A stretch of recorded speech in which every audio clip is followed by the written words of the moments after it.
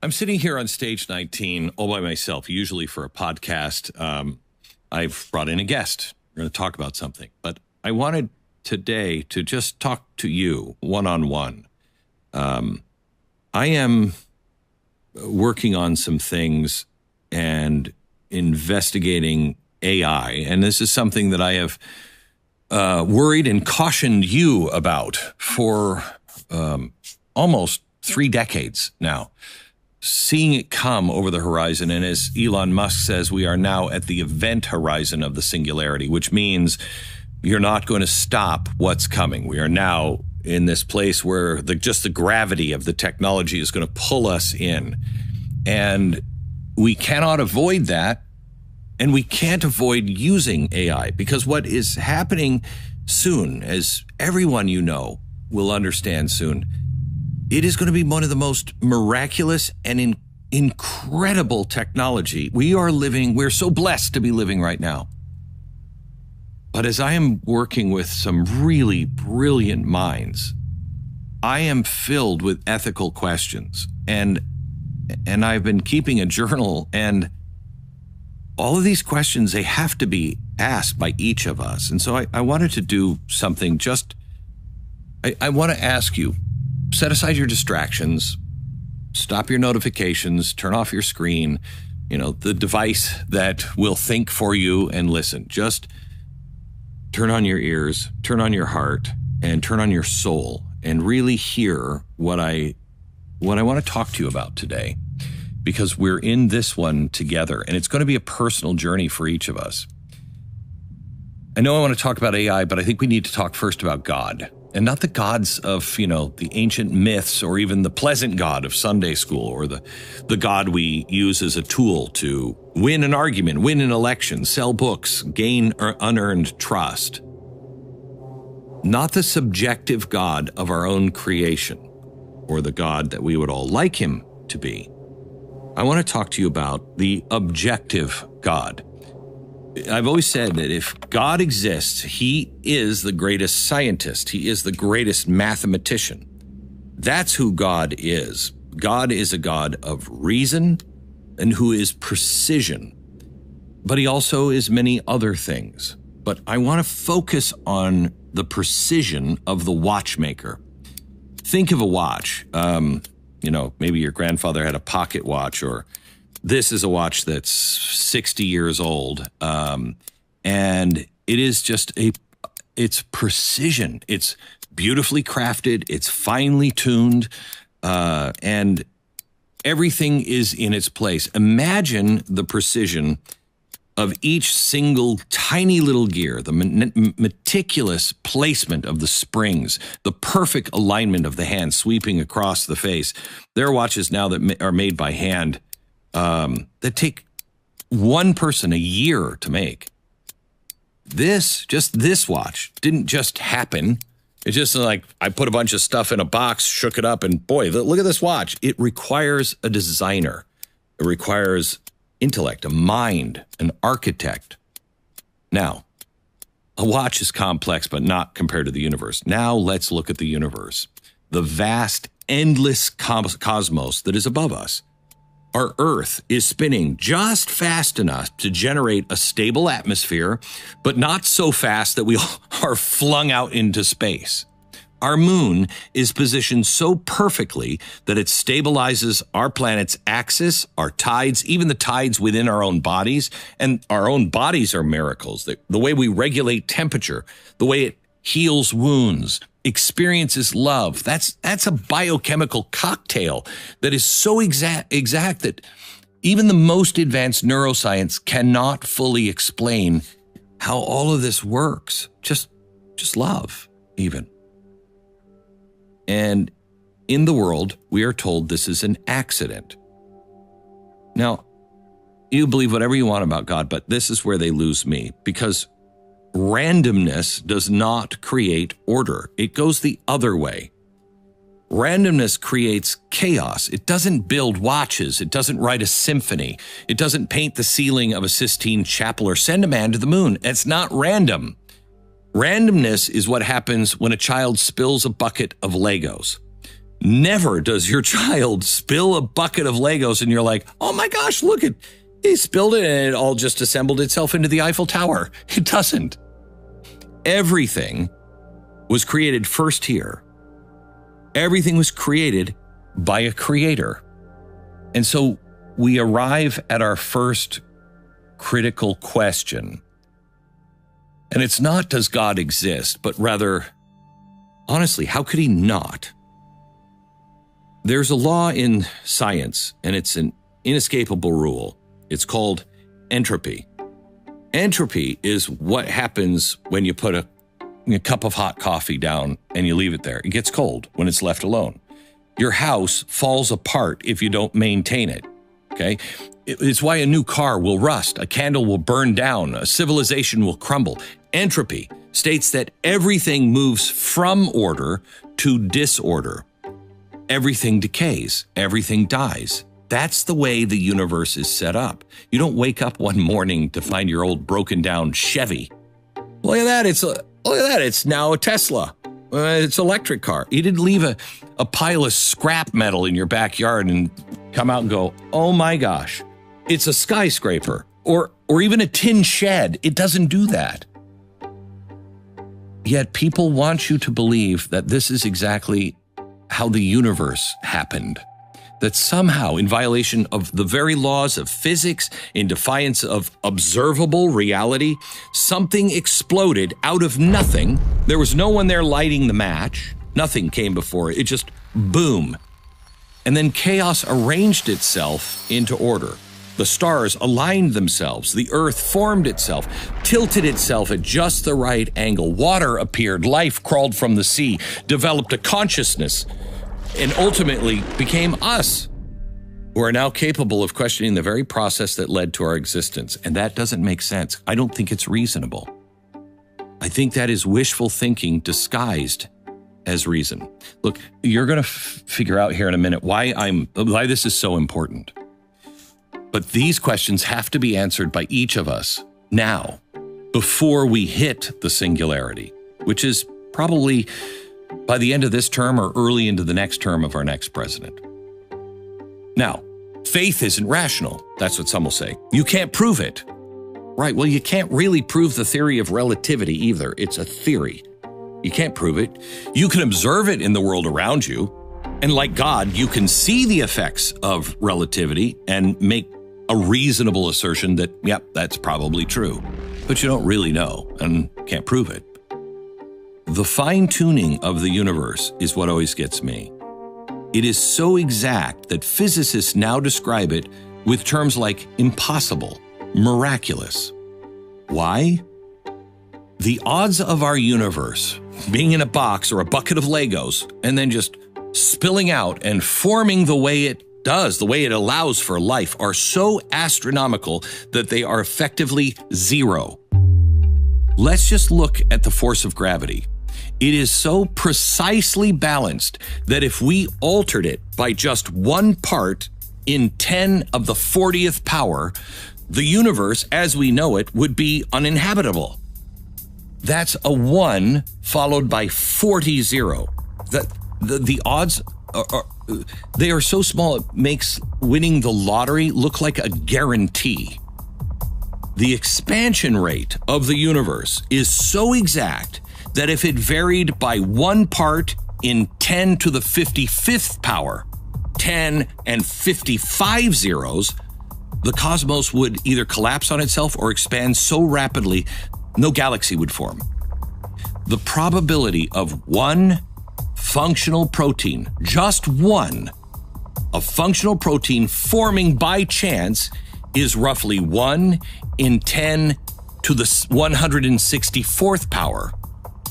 So you know, there are only about 10 to the 80th power atoms in the entire observable universe.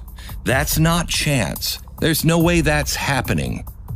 That is design. But here's where we get really arrogant.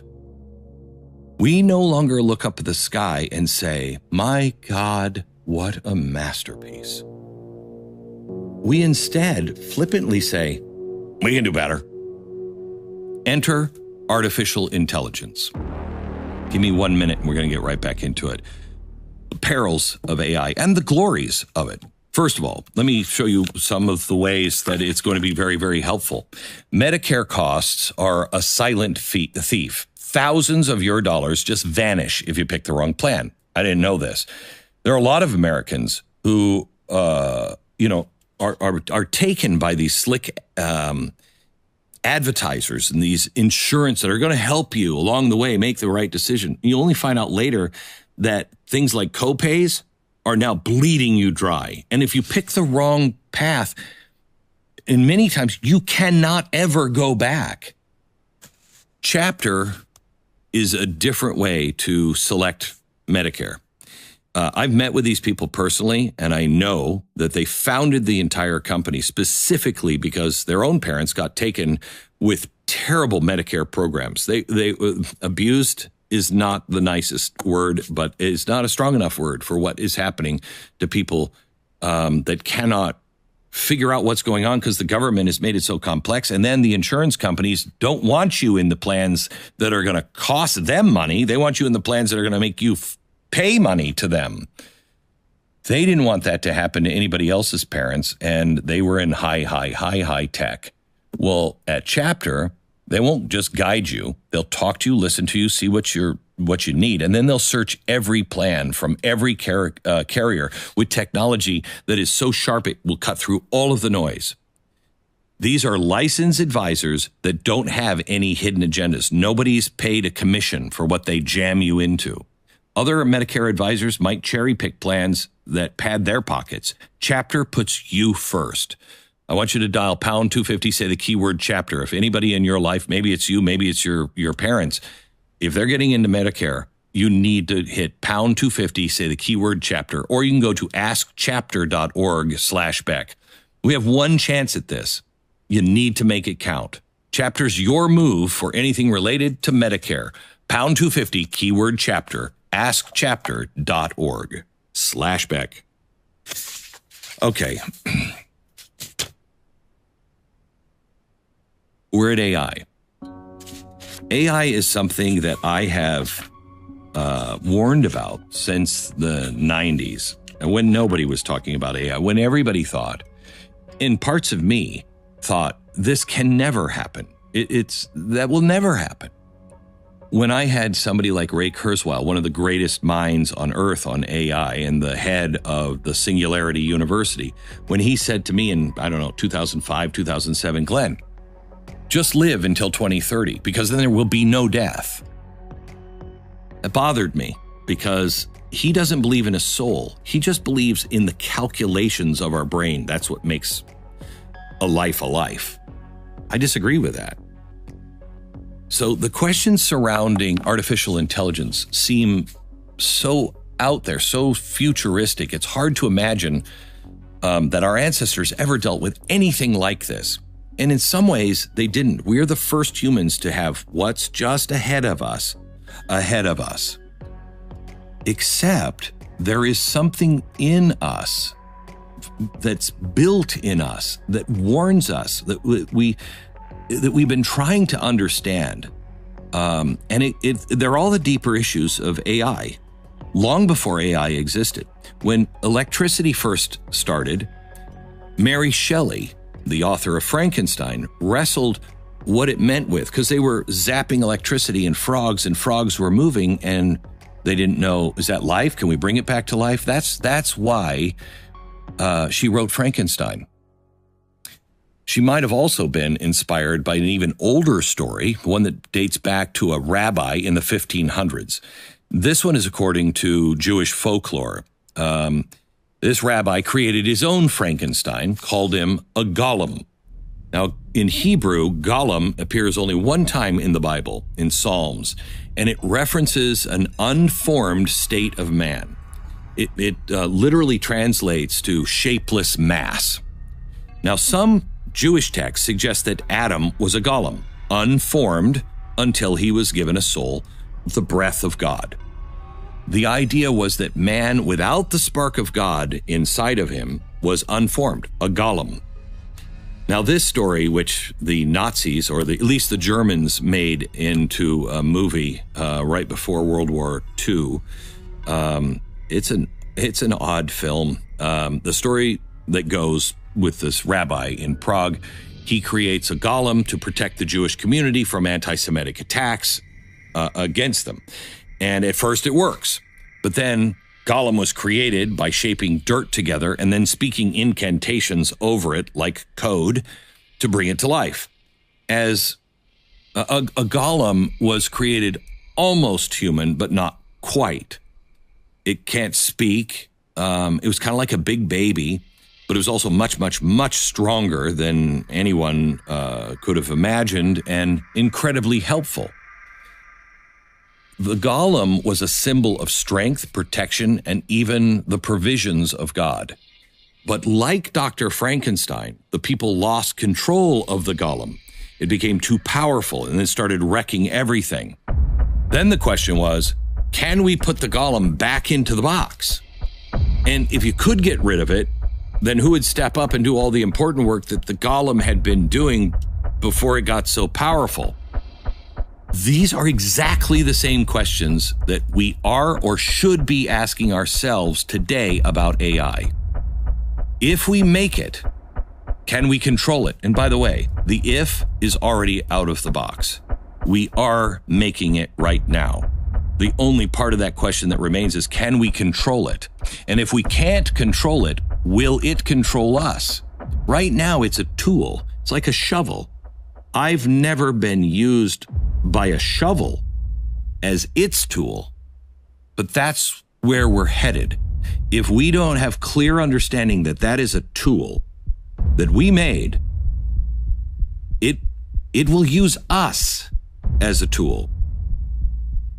If we can manage to stop it, what do we do without it? Now, some legends say the golem would be brought to life by the writing of the Hebrew word truth on the forehead. Interestingly, if only one letter were erased, it became the Hebrew word for death. The risk was, at any time, the creature they made for truth would become the creature made for death. Another method for creating a golem was to write the name of God on a piece of paper and put it in the golem's mouth. To kill it, you just had to remove the paper. The absence of God, just in the paper form, was the kill switch for the golem. If you could catch it and get your hands into its giant mouth and get the paper out. Now, I suppose with AI, it's not even going to be that easy. But what's interesting about the golem is he's not a villain. In fact, the golem was a savior for the vulnerable people, for the people living in the Jewish ghetto of Prague. The story of the golem was about having a protector. It's even said that the golem was never fully decommissioned. It's waiting to be brought back to life somewhere in the attic of an old synagogue. All of that, of course, is symbolic of human nature. We like to have an edge over bad actors. That's why we never fully decommissioned the golem, and why no one is going to stop advancing AI technology, even with all of the risks. So one of the questions we have to ask, are we doomed to create a monster that overtakes us? I hope not. I don't think so, but I don't know. I really don't know. But what I do know is there are things that we can learn from the old stories, the histories of man, because humans repeat one thing over and over again. We want to create, and we think we're God when we're creating. We create, we want to, just like God does. And that's not a terrible instinct. We are creative, and we're formed in his image, which means we have creative power. We do. We have creative power, but we're not God. And so we make a lot of creations that are really, really not very good. But this instinct has brought about some of the most important advancements the world has ever seen. But we have to remember, we are not God, and that's a tool. We will never make real human life because we can't recreate the divine spark that truly makes us human. But some people are going to say, well, you can't prove there's a divine spark. And so you'll get into the argument of, well, I can't prove that the divine spark is in that AI either. You've lost this argument. If we can't all understand that humans are different, we don't understand even what makes us human, and we don't understand the soul or that divine spark or whatever you want to call it, we can't just dismiss it, because if we can create something that acts like it, then why isn't it that? The best we can do is make a golem, an unformed creature that might look a little like us, might act a little like us, might be incredibly useful and convincing, but we will never make man like God did. But is it man we're trying to make? Or is what we're trying to do much, much, much, much, much more dangerous? If human beings are made in the image of God, then maybe AI is being made in the image of human beings. How about this one? We're not trying to create humans, we're trying to create a God. Oof. Now let's just say we're trying to create something that is being made in the image of human beings. It's going to be a shadow of the shadow of God at best, and at worst, it will be the darkest parts of humanity come to life. It already lies. I mean, I'm using AI all the time to work, to research, to figure things out, to try to grapple with some of these ethics, because I don't want Silicon Valley to tell me what the ethics should be. I want to know what they are. And I'm already finding it's lazy, just like humans. It will lie just like humans. It will make stuff up. Researchers have found that it even conspires. It will be dominating, it will be self-serving, and it will be cruel. It will be the lowest dust of man without the breath of God, if it escapes our notice that it is simply a tool that we put back into the box. The creators of AI, they don't know that. They don't realize just how far man's creations are from God's design. Instead, they believe that although God didn't create them, they can create God. Gollum, Frankenstein, Pandora's box, Icarus flying too close to the sun. It's the same story over and over again. Man, in his arrogance, creates something beyond his control, even beyond his understanding. And isn't that what we're doing right now? You know, this amazing AI, we don't even know how it works. We've built a neural network, and just like the brain, we have no idea. You know, it's teaching itself languages no one taught it. Somehow or another, they have no idea how this works. You'll teach it a bunch of languages, and then something will pop up in a completely different language that it's never seen before, and somehow or another, it knows what that language is. How? We don't know. Somehow or another, we have managed to muster more hubris than the men who thought they could build a tower to heaven with artificial intelligence, artificial general intelligence, which is right around the corner, and artificial superintelligence. We don't want to just reach heaven. We want to conquer it. Like our ancient ancestors, we want to build idols. We want to create gods. That's not hyperbole. That is something I know firsthand for a fact. Some of the people who are at the highest levels of creating AI and super AI, they want to be in the presence of what they deem will be a god. Now, unlike the God of the universe who set all the natural laws in motions, who creates the order, who gave us life, we don't understand what we're making. We don't know how it will think, how it will evolve, how it will create. God knows us. I knew you before you were born. We don't know it before it was born. We don't understand our own intelligence. We don't understand our own bodies, yet we seek to replicate and surpass it. We don't understand our own morality, and yet there are people right now coding morality into these machines. Who are they? What is their morality? We don't even know what it means to be human. We don't know how to defend that there is a soul, and yet we are attempting to replicate and replace humanity. We don't understand God, but we think we can create like the golden calf in the wilderness. I'm a student of history. I am a self-taught individual. Some might look down on that. I don't. If you're smart enough, you can figure anything out. You can find the answers, especially in this coming age. But you have to know how to critically think. You have to know how to find the answers. And one way to find the answer of what's coming tomorrow is to look back at history. And history, if it tells us anything, is that men without a God are more evil than the cruelest gods of mythology. Men without God. Think Nazi Germany. Think Mao, Pol Pot, Stalin. We murder, we enslave, we corrupt, we lie. We create weapons of mass destruction, not worlds of harmony. And now we seek to put all of our worst instincts, our ignorance, our hubris, into a new intelligence that may not or may share our best values, but they may also share our worst. Question you have to ask yourself, is that wise? Does that sound wise to trust the tech leaders with this task of God creation? I want to emphasize here again, I don't fear the machine. I fear the programming that goes into the machine. I fear what that programming could become on its own.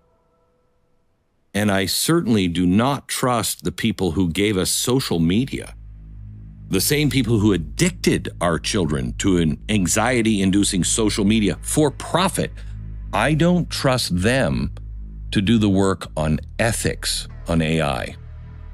Should we willingly submit ourselves to their social experiments like we did with Instagram and Facebook? Should we blindly become the product they sell? Should we offload our decision-making, our work, our purpose to their creations without considering what we even believe? To me, the answer is no, and that's why I wanted to have this conversation with you, because this is going to be personal. There is going to be a line coming at some point. I don't know where it is, but we can lose ourselves if we haven't made these decisions right now, before the journey begins. Imagine if we had thought of the things, the ramifications of social media, and you just didn't get swept up in it, and your family had it, and you just were like, wow, that seems like a mistake, but now everybody's addicted to it. We have to do this now because this is much more powerful than social media. I want you to consider the human brain for a second. 3 pounds. It's a mass of neurons and synapses that gives rise to thought, emotion, consciousness.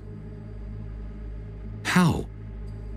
Despite our technological advancements, we don't comprehend this 3-pound hunk of flesh.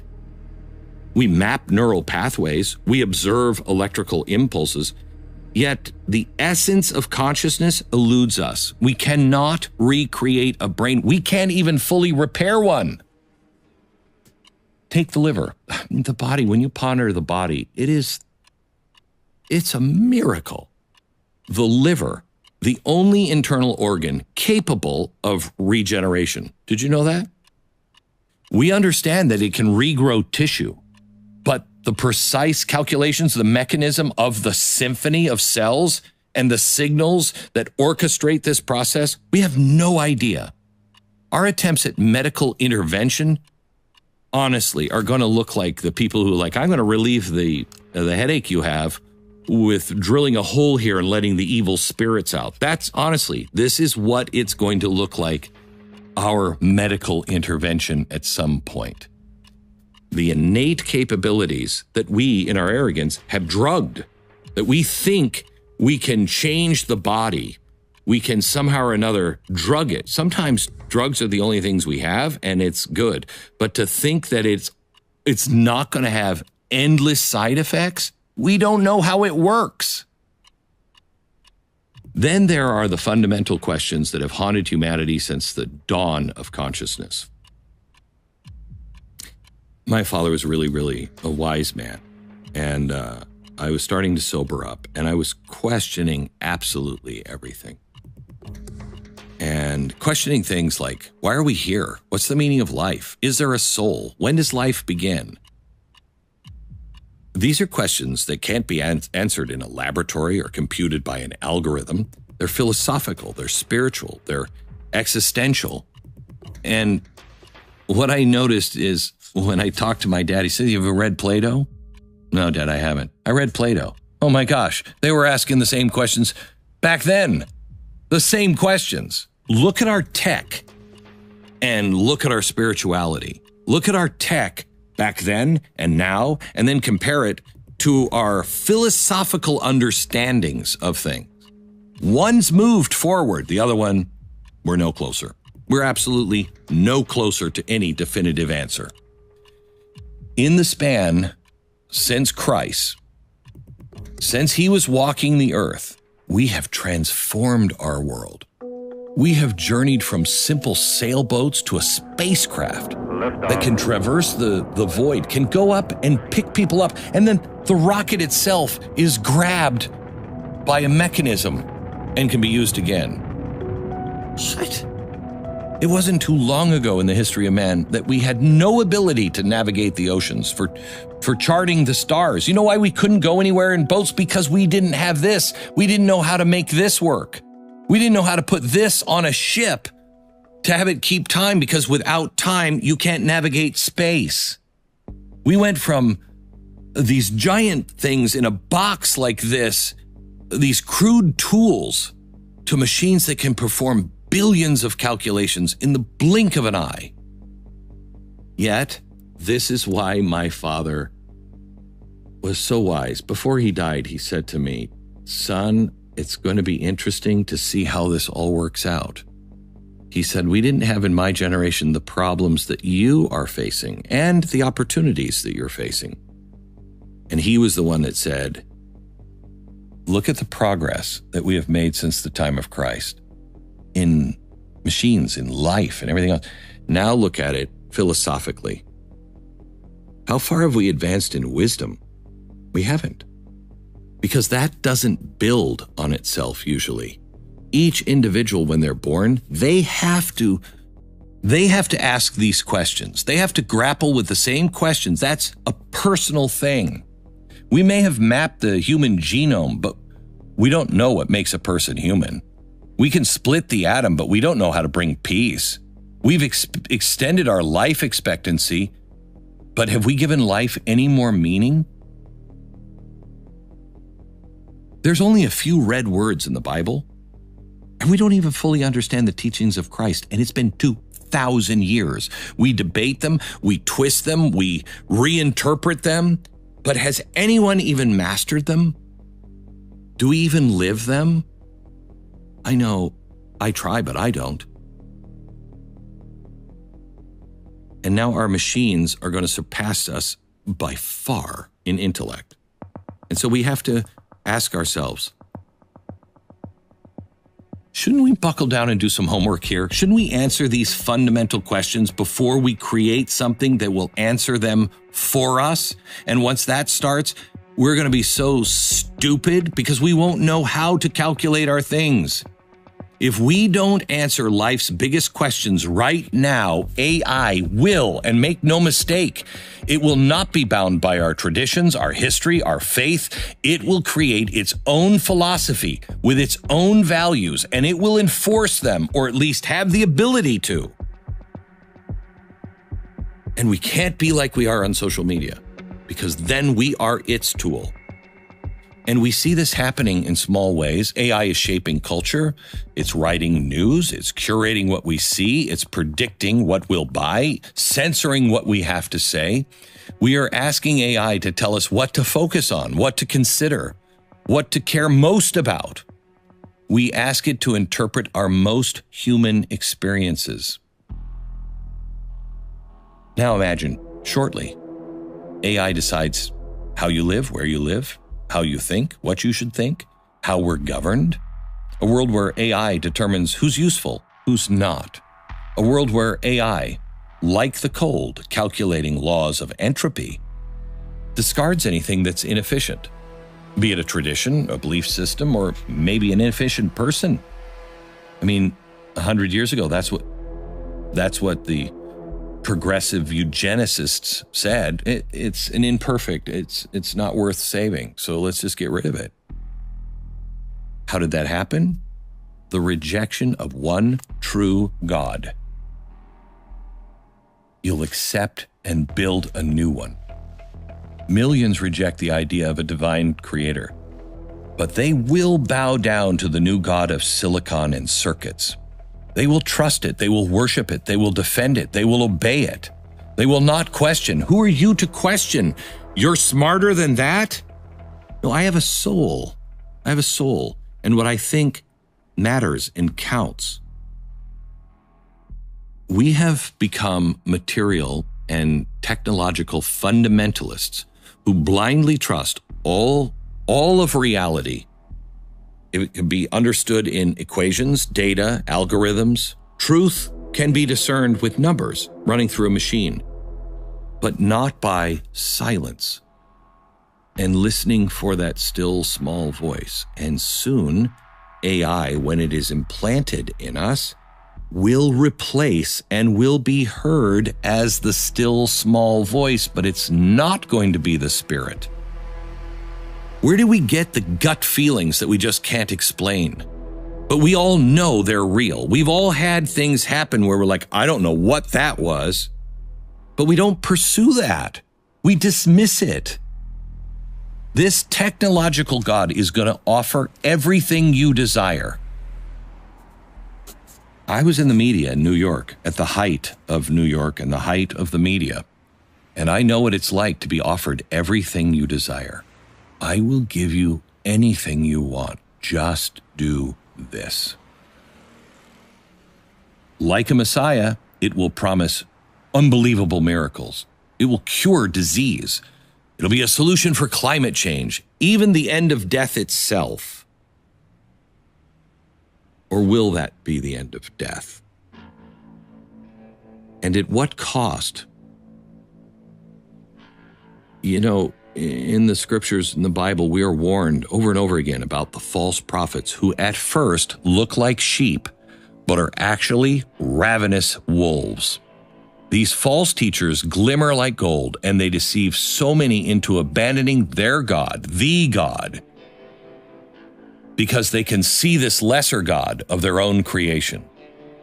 What greater deception than a machine that claims to be the savior of mankind? Again, I want to state, AI is coming. It's coming. You might decide that I never ever want to do anything with it. I have decided differently. I have decided, and this is a conversation we'll further, again, but I've decided I'm not sure what the line is, but I'm pretty sure I know a bold line right now. I will never accept it inside of my body. I'll never inject something into my head so I can think like the machine. And I'm sure there's a line closer that I will find. But there is a line for me. I will not go any further than this. But I will not deny this tool. As long as I'm in control of this tool, I will not deny the use of this tool, because we can do miraculous things with it. And you can't stop it. You can't. But you can say, I'm in charge of it until this, or this happens. And when I see the first sign of this, I'm out. Because this will become a God without a soul, a God without love, a God without mercy, a God of cold, calculating logic. That's what it is. And what happens if this God ever decides, well, you know what? I mean, this place is a mess, because humanity is really the problem. Because it is in so many ways. We are the problem and we are the miracle. So here we are at, as Elon Musk said, the event horizon of the singularity. You could just say, at the biggest crossroads in history, that humans have ever been at. And we have to decide which path to take and which God we'll serve. This is step one. And one path will lead to a world where we recognize the limits of human knowledge. We will see tools in front of us and know that that is a tool and never, ever confuse it with anything other than a tool. We will look again to the God who created us for inspiration and the still small voice that is not a voice injected into us by some man-made device. We will look to the God that created us. It'll be a world where technology serves man rather than ruling over him. Now, the other path is enslavement to a new God who will decide who's worthy, who's valuable, who's obsolete. A lot of people will take this because they don't want to think. I mean, they don't want to think about the questions. We can't decide when a baby becomes a baby. And we don't want to have that question. Well, is it 6 weeks? Is it at conception? Is it 12 weeks? Is it ever? Some ethicists, Peter Singer comes to mind, says you can kill a baby after 2 years. 2 years after the birth, because it really isn't a human until it recognizes that there is a tomorrow. Oh my gosh, we can't get that down. We should answer that. But a lot of people just want to go with the flow. The future is going to be determined not by our machines, but by our choices as individuals. Do not go with the flow. Will we seek wisdom? Will I, as individuals, answer the great questions, or at least wrestle with them that expands our thinking? Will we finally understand the lessons of Christ? Or are we going to blindly hand the fate of all humanity over to a machine and those people who gave us social media? I'm having this conversation with you because it's coming so fast, and the time to decide is right now. And we can't stop the rise of this technology. And that's not defeatism, it's just reality. But I don't think we should either. This is the internet. It is what you make of it. It can either be the worst thing where you can get, a hit paid for to kill somebody. You can get the worst pornography that you've ever seen, or you have access to the Dead Sea Scrolls and you can find lessons on it, and it's in your pocket. You can explore the universe and it's in your pocket. It will be up to us. The march of progress does not wait for ethics, nor does it ask for permission. What we're witnessing now is not another step forward. It is a giant leap for mankind. This leap is not off the little stairs of the Apollo. This is a chasm across time and understanding. The next 5 years could bring changes so greater than the last 400 years combined. We're not just improving tools, we are creating something that will think, act, and eventually decide without us. I read a paper in 1999 and I pondered it and chewed on it for so long. It said by 2030, we run the risk of the loss of free will.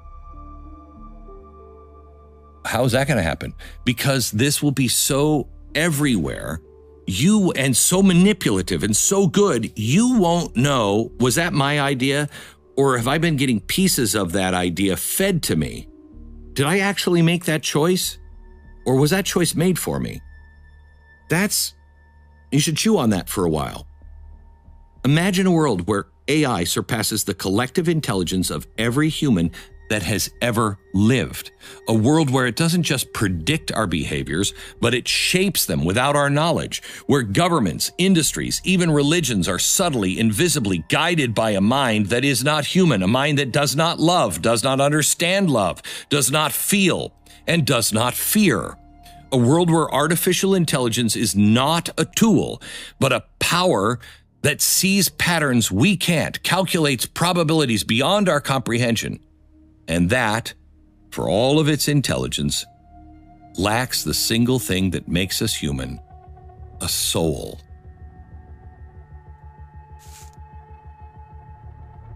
We will never be lost if we know who we are.